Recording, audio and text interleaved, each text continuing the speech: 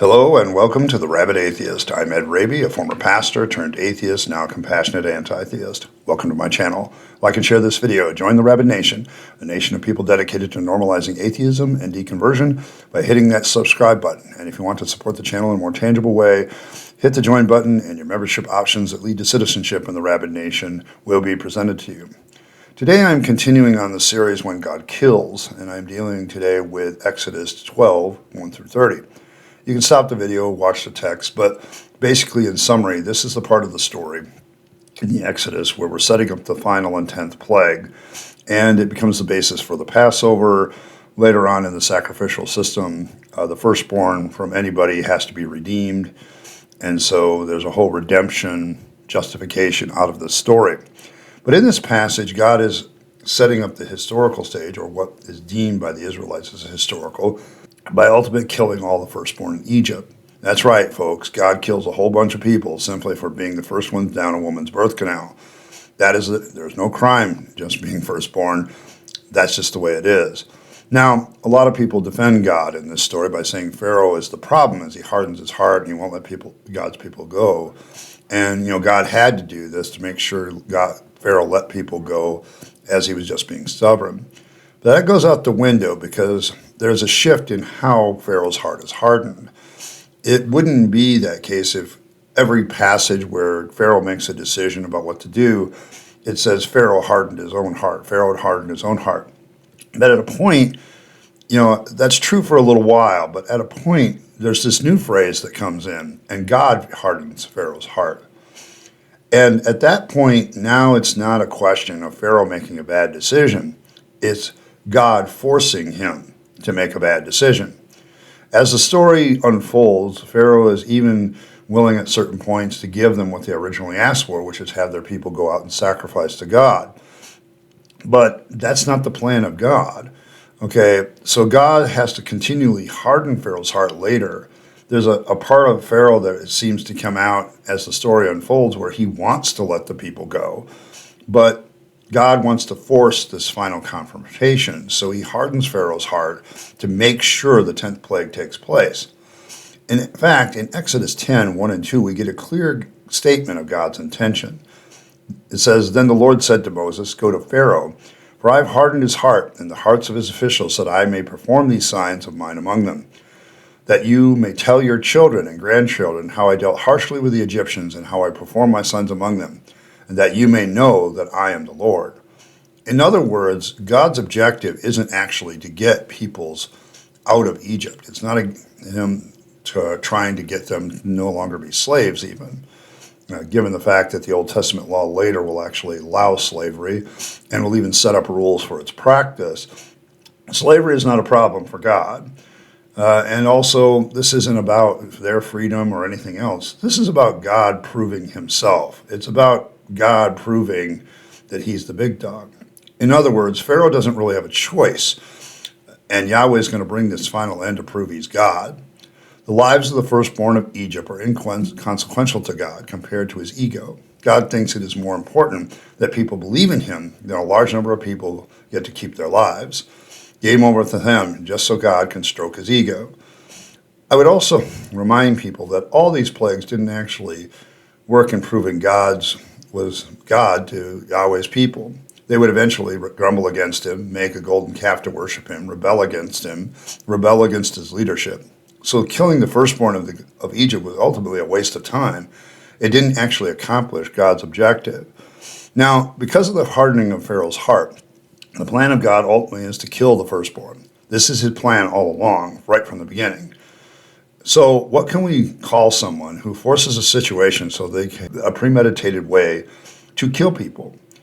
In this case, a lot of people from old to infants. No Egyptian house, according to the text, was not touched by this plague. So what would we call that? Premeditated mass murder? Because that's what it is. In other words, God is telling his servant Moses and all his people, I am going to commit premeditated mass murder in order for you to understand that I am God. Okay, I can't do this any other way. I've got to kill people. There is no justice here, just a real bad idea that might makes right, and those who simply do as God says lives. There's no reason for these people to be killed other than God wanted to wave his dick around and prove that he was God to his people, nothing else. Now, in the time frame when the Pentateuch was stitched together and edited, Babylon and Persian's rivals was Egypt. So it makes sense the Egyptians are the bad guys, and Yahweh's against Egypt. This placates the current rulers of the Israelites so they can go get their land back. But it gets worse in that there's no evidence that all these Israelites were ever slaves in Egypt, and these 10 plagues even happened. The entire Exodus story is a fabrication. In short, we can say that this part of the Pentateuch is actually pure fiction. It's a mythological story made up by the writers of the Pentateuch at the time in order to prove a point. Maybe it had its origins in early stories, but when they stitched this together, there's no evidence for the Exodus whatsoever. Don't talk to me about chariots on the bottom of the Red Sea or whatever. There's no records, there's nothing. No archaeology, nothing. No artifacts, nothing. Zero, zip. All the stuff that's ever been said that disproves the Exodus has been a hoax or been proven to be something else. But the story does, however, give a disturbing picture of the character of God who is not about justice, but rather an arbitrary dictator that kills, not to dispense justice, but to prove a point, a theme that will continue throughout the Bible. Now, for me, as I deconstructed from this story, one of the things that I began to realize is how God will not really care about what people's free will decisions are. There's often the free will defense given in the case of salvation, that if people don't accept the salvation of God and he sends them to hell, that's really not their fault. But this story kind of, that's really not God's fault.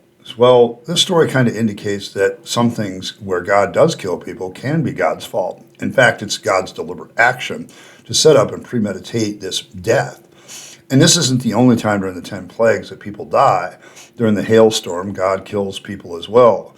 And so there's a lot of death that God inflicts on the people of Egypt for no other reason than he's trying to prove himself against the gods of Egypt. But this becomes really problematic. Could God, in his infinite knowledge and wisdom, not have proven himself another way? But the problem for those of you that are theists who want to think that Yahweh is the all-powerful, all-knowing God is this: he's not presented that way by the text. In fact, if you read the Old Testament with a very open understanding, you realize that the Bible isn't really even saying that God is the only God that exists. In fact, there's an open acknowledgement several times in the passages of Scripture that God is indeed one God among many in the Old Testament. He just happens to be the strongest one, according to the people that worship him. This is very tribalistic, very pagan, actually, in its idea. One of the things that gets disturbing as the story of the Old Testament goes along is that you get the idea that God had some sort of female consort, but later theology wants to get rid of her. And that's probably why Ashtoreth is probably Yahweh's consort at first, but then they get rid of her because they want to make him different. And when we look at how this story is retconned into the mythology of the Israelites, pretty much fabricated and made up to justify all of their behaviors and stuff later, it becomes really clear that the Exodus story is nothing more than the people of Israel creating mythology like any other culture to justify their current practices. This, after all, becomes the basis of the Passover ritual. It also becomes the basis for redeeming the firstborn in the sacrificial system. This kind of indicates to me that the Israelites, as they're sitting there in Babylon and Persia, stitching together their Old Testament scriptures and putting them all together, they're actually realizing there's some gaps in the story, and so they make some shit up. And to me, the more I studied the account of Exodus, the more I realized that this is probably the greatest bit of mythology. There's no record of any kind of person named Moses even existing in any kind of antiquity literature. The Egyptians sure as hell would have mentioned him, and they don't. The funny thing about anybody who goes through Egyptology, studies all the archaeology and records and writings of Egypt, is the absolute lack of any evidence that the Israelites even existed in Egypt. That's purely made up by them. And so this is them going back and trying to create this mythology, create the stories of their gods and their heroes, namely Moses. And this is all legendary stuff that's turned into some mythological figure. There's no evidence that Moses existed, and there's no evidence the Exodus ever took place. So that kind of gives me comfort in the fact that I now realize that a whole bunch of Egyptians didn't die at the hand of God. But, it's disturbing that this ancient people thinks that this is okay for God to harden a leader's heart just so he can get to the end game, which is to premeditatedly murder a bunch of people simply because of being the firstborn, just to justify an ancient sacrificial ritual. It's kind of disturbing. But I'm always interested in your thoughts on the Bible study, so make sure you put your comments, thoughts, and everything in here. This is just mine, and it's just a discussion starter, so let's see where you go with it. And thanks for stopping by. I appreciate every like, share, and subscribe. I want to get a shout out to my members, to my citizens and rabid citizens. Thank you very much. You guys support this channel, and I appreciate it. And if you want to be a member, just hit that join button, and your membership options that lead to citizenship in the Rabid Nation will be presented to you. And as always, live your best life. You only get one go around, and then it's over.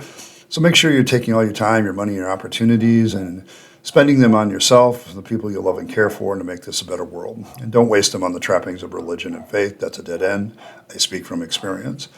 And as always, thanks for stopping by, and I'll catch you next time.